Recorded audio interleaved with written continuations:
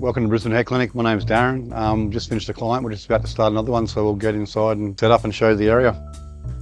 So this is the chair where the magic happens with the SMP. I'm using an ink chump gun with a 0.06 of a millimetre with 3 needles. It's a really fine gauge. It's how we get the really crisp, clean dots into the head to mimic the real hair follicles. For you guys who don't know what SMP is, scalp micropigmentation is a series of dots that actually replicate the hair follicles on the head. So I've got to work out from the first consultation the thicknesses, the hair spacings, the colour, the dots and the patterns to make it look real. You actually have to replicate that because they're going to have some hair on their head. If they're thinned from the front to the back and they've got a small amount of hair, it's easier to get the density build up. But for those who've receded and got full crown balding, you have to have a zero haircut, similar to what I've got now, to make it look real. You can't just have it so it's receded, then some dots here and then longer hair. It's just not going to work, and it's something I'm not going to put my name to. But to do it correctly and properly, you need to get trained and spend thousands of hours to actually get it done right. And do your research, guys, because there's a lot of dodgy little shops popping up overnight, or people trying to do it in the back end of barber shops or hairdressers, which is not an infectious control area. You actually have to have the infectious control licenses, the personal appearance licenses through the council. You've got to make sure that the studio is actually infectious control. So do your research, have a look around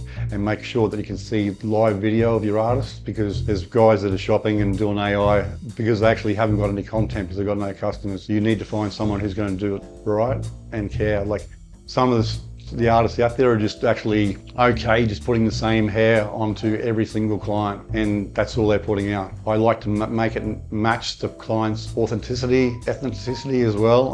You can't put a Drake hairline on an Anglo-Saxon guy, so you make it so it looks real. The actual where your hair starts, the shape, the line's got to suit the client, and it's got to look natural. You don't want to be looking like Lego or Astro Boy hair. It's got to be soft and subtle. And the biggest compliment I get from all my clients is they wish they got it done sooner.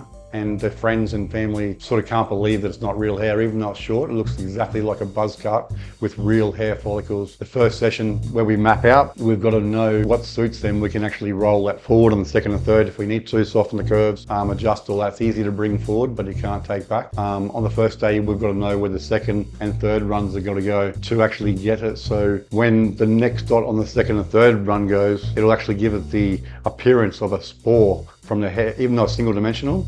The actual hair looks like it's actually a spore shooting out of the dot, and that's when you know you got good work. The dots all have to be 100% dots. They can't be rushed and into the next one. There'll be dashes, 2 dots together is the dash. It looks rubbish. There's a lot of people out there who think it's okay just to get an SMP license and then just do work. That's not okay.